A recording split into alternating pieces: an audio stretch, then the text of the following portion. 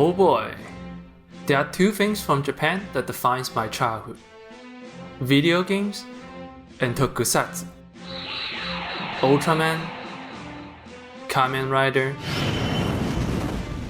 Super Sentai, and of course, Daikaiju. It's a good time to be a kaiju fan. With the new Godzilla film coming out, I think it's time we give the kaiju genre some love. So today, let's talk about Godzilla's greatest rival, a turtle named Gamera.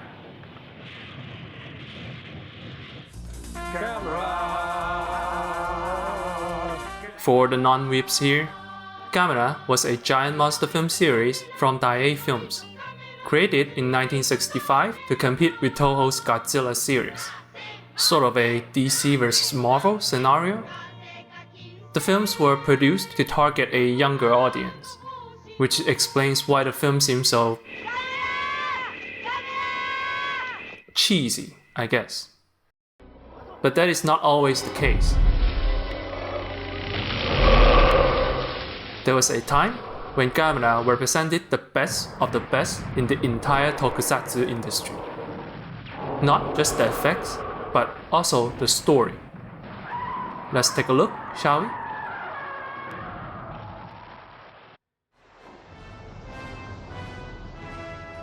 The year is 1995.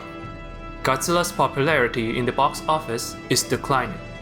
Toho released one last film for the series, Godzilla vs. Destroyer, with the promise of killing off Godzilla.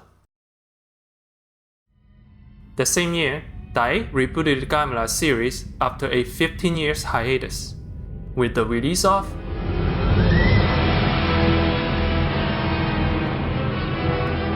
Gamera, Guardian of the Universe. The original Japanese title, by the way, is Gamera, Giant Monsters Aerial Showdown, a more tonally fitting subtitle. Brutal deaths, animal cannibalism, a little bit of blood, is much more serious in tone. For unknown reasons, a bioweapon named Geass from an ancient civilization awakens, eating humans for food. But along with Geass, its arch-nemesis Gamera also comes to life, hell-bent on restoring balance to nature. No, it's not here to protect humans. Humanity is caught in the crossfire. The special effects are top-notch. The fireballs packs a real punch. Composite shots that really shows off the scale of Gamera. But of course, the real star here is the miniature. Even at its worst, it still looks impressive. And when it looks good, it looks unbelievable. I remember I showed this part in film school, and my classmates said that's quite an explosion. In reality, it's probably not much bigger than a Metallica concert fireball. But the miniature is so good, you lose all sense of scale. Of course, the amazing cinematography helps. I dare say, it looks better than Godzilla. The masterful composition accentuates depths, something that is lacking in Godzilla vs. Destroyer. But the best part is how the film tells a well-paced, suspenseful story. The film introduces a few human characters. As they learn about the monsters, so do we. This is nothing like Godzilla 2014, where the film teases you for no good reason. This is more akin to the original Alien. You experience the slow revelation and learn about the monsters in the human character's perspective. Within the first 15 minutes, you go from seeing the aftermath of an attack to seeing what a monster can do at a distance, to seeing it up close and learning its weakness. All without the need of info dump. It's just a masterfully done film.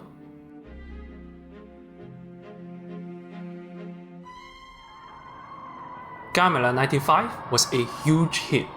it became one giant middle finger to Godzilla, proving that Godzilla's declining box office return is not due to the lack of interest in the genre. Continuing the success of the first film, Gamera 2: Attack of Legion is released.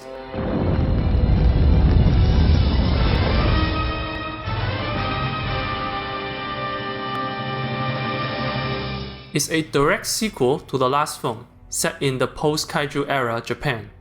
Remnants of the past attacks are still visible.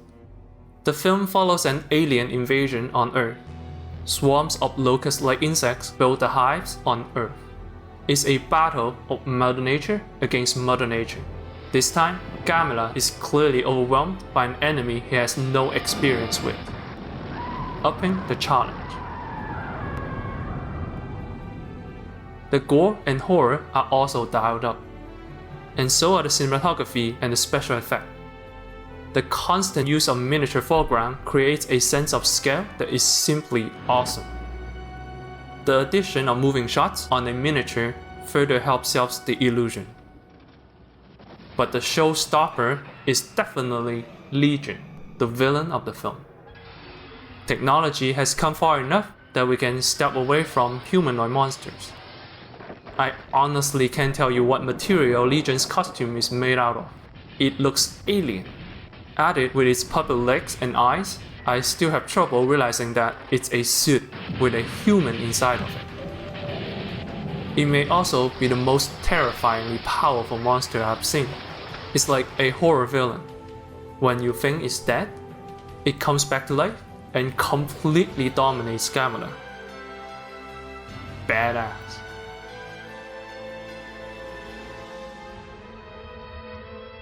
(1999) saw the release of Gamera 3: The Revenge of Iris.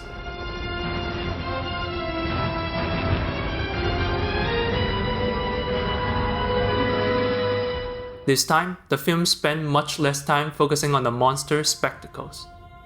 They do show up a lot, but the battles and set pieces aren't as prevalent as before.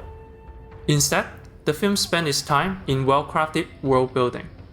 Following the events of the last film, the world fell into a state of decay, where Lovecraftian monsters live among us. Endless news broadcasts about monster sighting.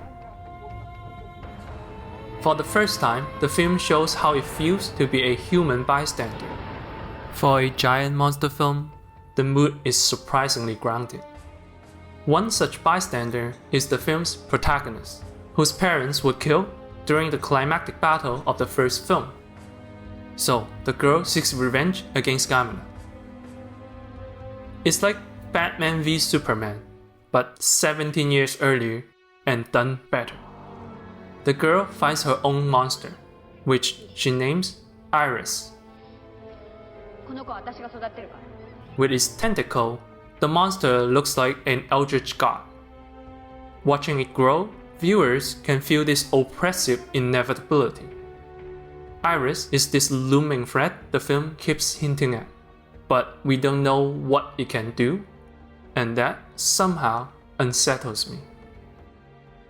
And the suspense builds and builds until the climax where Iris and Gamera finally meet.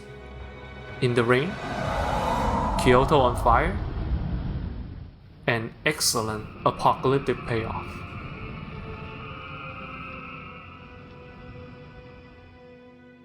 Sadly, a Gamera 4 was never made. In December 1999, Toho rebooted Godzilla with Godzilla 2000, taking back the spotlight. Gamera also got a reboot in 2006, reverting back to a more child-friendly tone. 20 years have passed since Gamera 3. It's once again a good time to be a kaiju fan. A new generation of giant monsters is on the horizon. Visual effects have advanced so much, practical effects don't always have the upper hand in realism, not anymore. CGI also allows much more nuance and flexibility. But there is something very visceral about the Gamera trilogy. Even if they look like a model train set, the destruction still gives my brain a sense of awe that the most realistic CGI cannot provide. For this reason, the Gamera trilogy will always have a place in my heart.